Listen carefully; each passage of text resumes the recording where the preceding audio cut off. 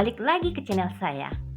Kesempatan kali ini, aku akan kasih tahu kalian cara nonaktifkan hak cipta sertifikat. Ketika kalian buka suatu aplikasi atau situs web dan tidak bisa diakses di browser kalian.